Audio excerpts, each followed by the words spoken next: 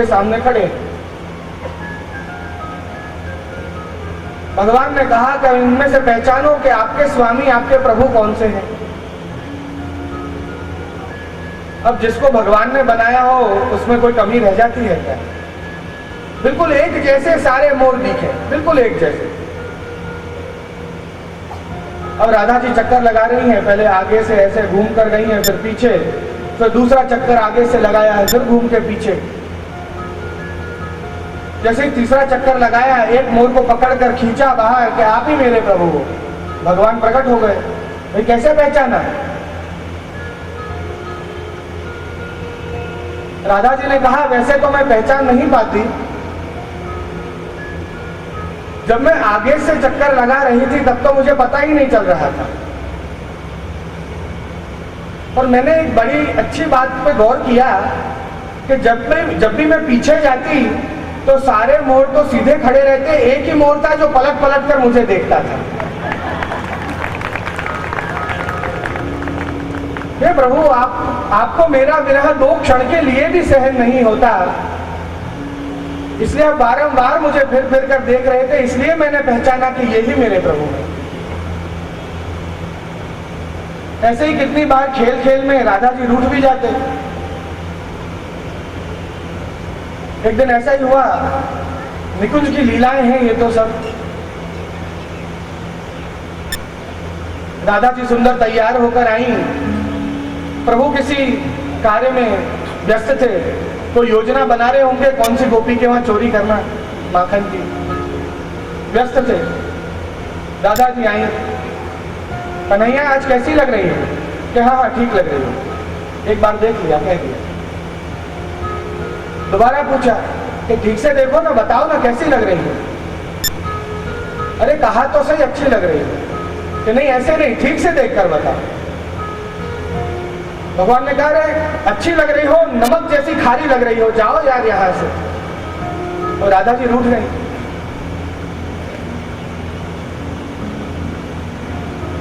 कि मैं क्या ऐसी हूं? बिल्कुल रूठ गई, मान कर लिया।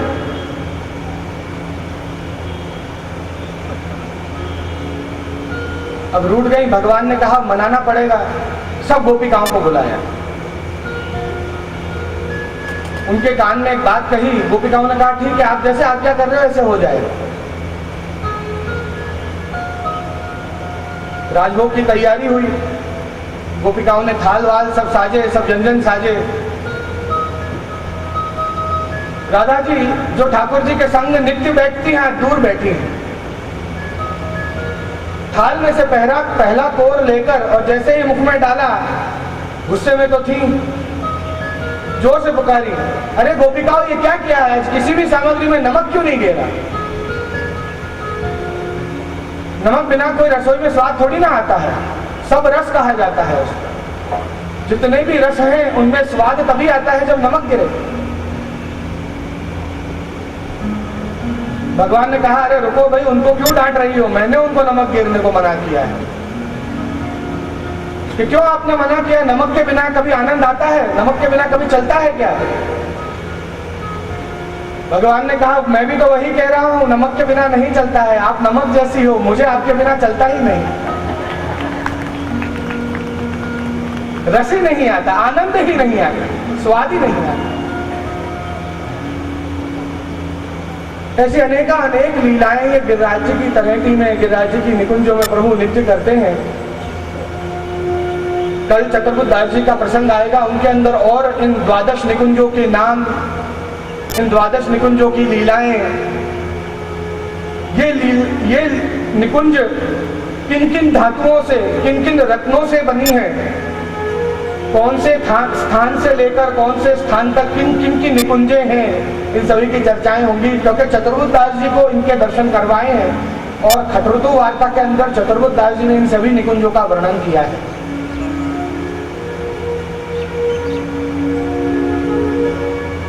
संवत 1467 में नाग पंचमी के दिन श्रीनाथ जी की उर्दू पूजा का प्रागट्य गिरिराज जी के ऊपर हुआ। प्रसंग आप सब जानते ही हैं, गाय अपने आप जाकर दूध श्रवा आवती थी, दूध श्रवित करती। सब गांव वाले इकट्ठे हुए।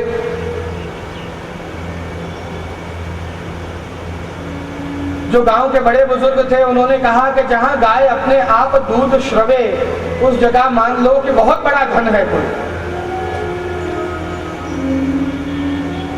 वहां ऊपर जाकर दर्शन किए तो 7 वर्ष के कन्हैया वहां थाड़े हैं। एक भुजा ऊपर कर रखी है, एक भुजा कटी पर धर रखी है। गांव वालों ने पूछा, भाई आप कौन हो?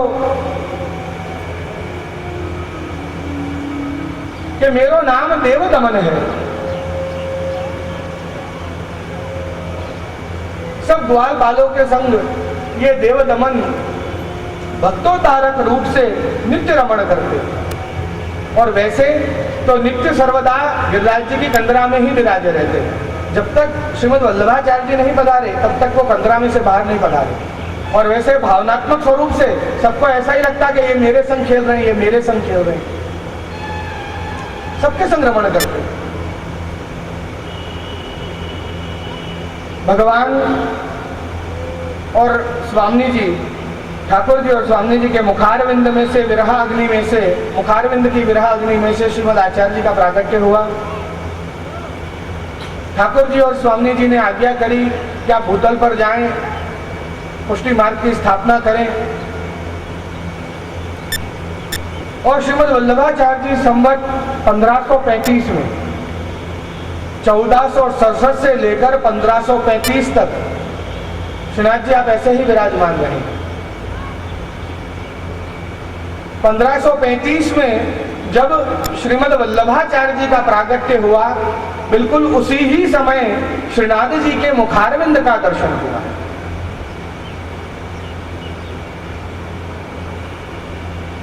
पांच वर्ष की वय में श्रीमद् वल्लभाचार्य जी का यज्ञोपवीत संस्कार हुआ। 11 वर्ष की वय तक आपने चारों वेद, सारे शास्त्र, उपनिषद, ग्रंथ, पुराण आदि सभी के ज्ञान प्राप्त कर लिए। और आपके पिताश्री श्री लक्ष्मण भट्ट जी, आप तिरुपति बालाजी के श्रीअंग में सदेह लीला में पधार गए अपने यही देह के साथ। उसके बाद अपनी मां की आज्ञा लेकर श्रीमद् वल्लभाचार्य जी ने पृथ्वी परिक्रमा प्रारंभ की। सर्व ब्रजवासियों के संग श्रीनाथ जी खूब खेल रहे हैं, आनंद कर रहे हैं। सदु पांडे, नरो भवानी, पाथो गुजरी आदि सभी पर कृपा कर रहे हैं। तीसरी परिक्रमा में झारखंड में श्रीमद् वल्लभाचार्य जी को एक मधुर वाणी सुनाई दी कि मैं यहां आन्योर में हूं, सो मोए आय के प्रकट करो, मोए आय के मिलो।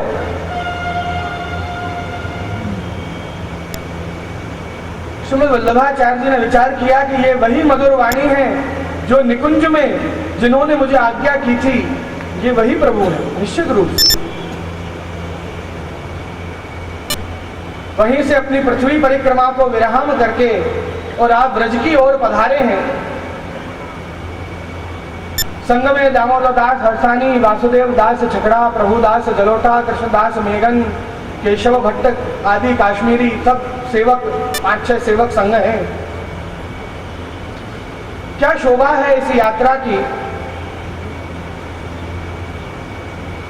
कि केशव भट्ट जो है श्रीमद् वल्लभाचार्य जी को पोथी जी, श्रीमद् वल्लभाचार्य जी की पोथी जी आगे लेकर चल रहे हैं। कैसे चल रहे हैं? उल्टे पैर। आचार्य जी ने कहा कि मैं पोथी जी को पीठ नहीं करूंगा, इसलिए तुम आगे चलो। मस्तक पर पोथी जी बंधा रखी है, वे आगे चल रहे हैं।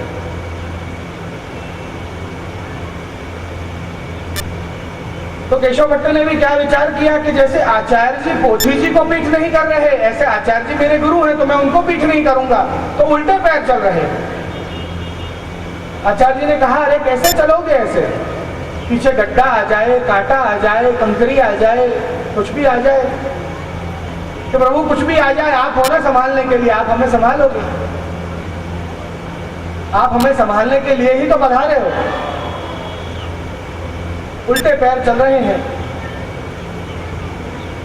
एक ओर दामोदरदास हरसानी जी हैं, एक ओर प्रभुदास जलोटा हैं, और पीछे एक बैलगाड़े में, एक छकड़े में जितना सामान आ जाए इतना सामान उठाकर वासुदेव दास छकड़ा, उनका नाम ही छकड़ा रखी है, एक छकड़े जितना सामान उठाकर चल रहे हैं। एक बैलगाड़े में, बहुत बलवान थे, एक बैलगाड़े में जितना सामान आ जाए वो पीछे चल रहे हैं वासुदेव दास छकड़ा। श्रीमद् वल्लभाचार्य जी के हृदय में, जो कंठ में जो माला आप धराते हैं, उस माला के अंदर एक छोटी सी झांपी जी है, एक डिब्बी। वो झांपी जी के अंदर श्री मुकुंद राय जी को बधा रखा है, वो बिल्कुल यह हृदय के पास आते हैं। और जो अपनी शिखा बंधन जब करते हैं श्रीमद् वल्लभाचार्य जी, तो शिखा में एक बंटी, आप सैया जी के पास जो बंटा नहीं बजराते हो, उसमें बेसन का लड्डू, आप मगध का लड्डू पधरा कर, और या मिश्री वगैरह पधरा कर चांदी का बंटा छोटा सा पधराते हो, ऐसे छोटे से बंटे में शालीग्राम जी वो यहाँ शिखा में बांध रखते हैं श्रीमद् वल्लभाचार्य।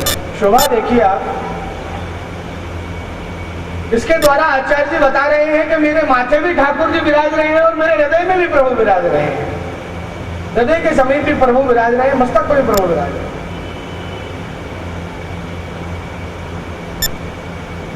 आप पधारे ब्रज की ओर, श्रीमद् आचार्य जी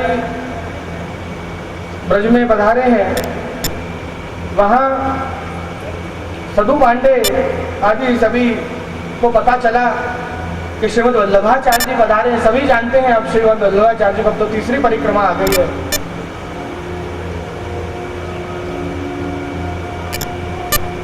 कृष्णदास मेघन आसन बिछाया उन्होंने, आचार्य जी विराजमान हुए। सदु पांडे ने हाथ जोड़कर विनती की, कृपानाथ कछु आरोप। कृष्णदास मेघन ने कहा, ये तो अपने वैष्णव के हाथ का ही आरोप है, सबके हाथ का नहीं आरोप। इतने में ही ऊपर से, गिरिराज जी के ऊपर से वही मधुर ध्वनि सुनाई पड़ी, अरे नरो बहुत देर भई, अब टाइम मेरो दूधो ना लाई, मुझे भूख लगी है। नरो नीचे दूध को ठंडा कर रही है, फेंक रही है, विनती कर रही है, कृपानाथ आभार लाता हूं, घर पाहुने पधारे हैं।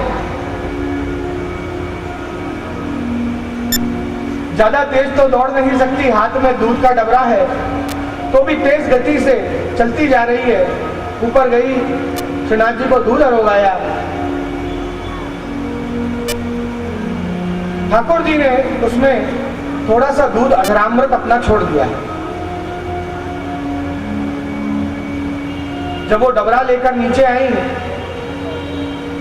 श्रीमद् वल्लभाचार्य जी ने कहा कि या में कछु बचो है का? नरों ने कहा हाँ, यही है मोहि दे दे, यही मुझे दे दो, यही चाहिए मुझे। जैसे ही श्रीमद् वल्लभाचार्य जी ने डबरे में से दूध अरोगा, श्रीनाथ जी का अधरामृत अधर रस का पान जैसे ही किया, अब तो प्रभु के मिलन की तालावेली इतनी बढ़ गई है। कहाँ विराज रहे हैं? श्रीमद् आचार्य जी ने पूछा। सदु पांडे आदि ब्रजवासी सब मार्ग बता रहे हैं, संग संग चले हैं कि वहां विराज रहे हैं। सब लोग रुके, श्रीमद् आचार्य जी और आगे पधारे। जैसे ही श्रीमद् आचार्य जी आप थोड़ा आगे पधारे, वहां श्रीनाथ जी के दर्शन हुए। श्रीनाथ जी ने आचार्य जी को देखा। प्रथम बार आज श्रीनाथ जी अपनी कंदरा में से बाहर पधारे हैं। यहाँ आचार्य जी दौड़ रहे हैं अपनी भुजाओं को फैलाकर, वहां से श्रीनाथ जी दौड़ रहे हैं। दोनों ने दौड़कर आकर एक ही स्थान पर एक दूसरे का आलिंगन किया। आज उनका प्रेम देखकर और श्रीनाथ जी की और आचार्य जी का प्रेम देखकर ये गिरिराज जी की शिला भी द्रवित हो गई है, नवनीत जैसी कोमल हो गई है। दोनों के चरणारविंद की छाप उसमें छप गई है और प्रथम मिलन हो गया। सारे ब्रजवासी दर्शन कर रहे हैं, आनंद ले रहे हैं कि कैसे प्रभु परम ब्रह्म और श्रीमद् आचार्य जी दोनों एक दूसरे का आलिंगन कर रहे हैं, लिपट गए हैं एक दूसरे। एक छोटी सी कुटिया तैयार करवाई है, उसमें श्रीनाथ जी को विराजमान किया।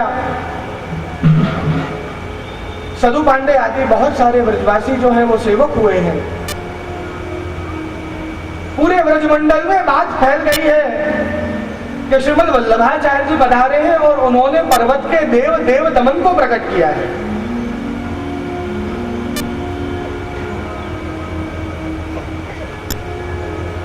ये बात जमनावता गांव में कुम्भन दास जी तक पहुंची। तो कुम्भन दास जी ने अपनी पत्नी से कहा कि व्रज में श्रीमद वल्लभाचार्य जी पधारे हैं जिन्होंने पर्वत के देव देव दमन को प्रकट किया है,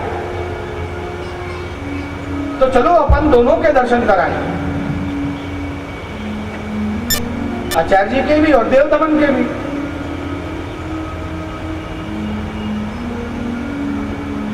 दोनों ही जतिपुरा आनेौर में आए हैं। श्रीमद वल्लभाचार्य जी उस समय वहीं आप बैठक में विराज रहे हैं।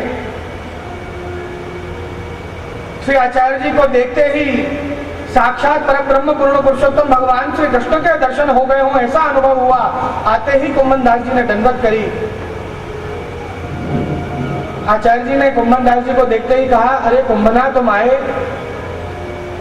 कुम्भन दास जी यह बात सुनकर इतने आनंदित हुए कि ये मुझसे एक भी बार नहीं मिले, उसके बावजूद ये मेरा नाम जानते हैं। दोबारा दंडवत की, कहा कृपानाथ आपकी कृपा से आपके दर्शन हुए, कृपा करी अपनी शरण में लो।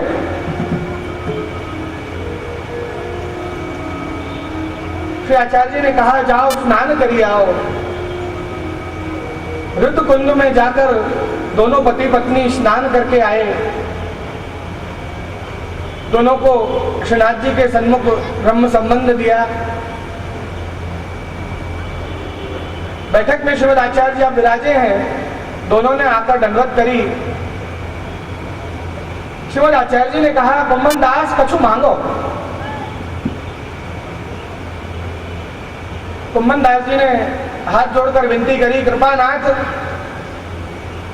सदा मैं युगल स्वरूप के रस में ही छक्यो रहूं ऐसी कृपा करो। राधा कृष्ण युगल स्वरूप के रस में छक्यो रहूं, उसमें ही डूबा रहूं ऐसी कृपा करो। आचार्य जी ने मंद स्मित की आशीर्वाद दिया। पत्नी भी संग थी, पत्नी से भी कहा कि तुम भी कुछ मांगो। पत्नी भोली थी। पत्नी ने कहा कृपानाथ हमको कोई संतान नहीं है, तो कृपा करके कोई संतान हो जाए ऐसी कृपा करो। श्रीमद आचार्य जी को हंसी आ गई कि इतनी भोली है ये। आचार्य जी ने आशीर्वाद दिया, हंसकर कहा एक नहीं तुझे 7 संतान 7 पुत्र होंगे।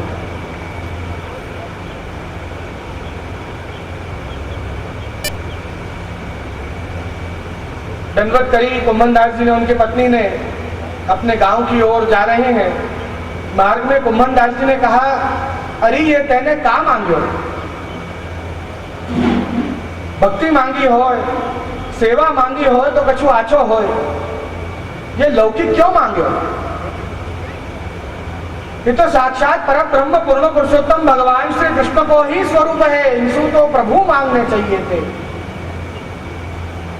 पत्नी ने कहा देखो जी जैसा आपको ठीक लगा आपने मांग लिया, जैसा मेरी समझ में आया ऐसा मैंने मांग लिया।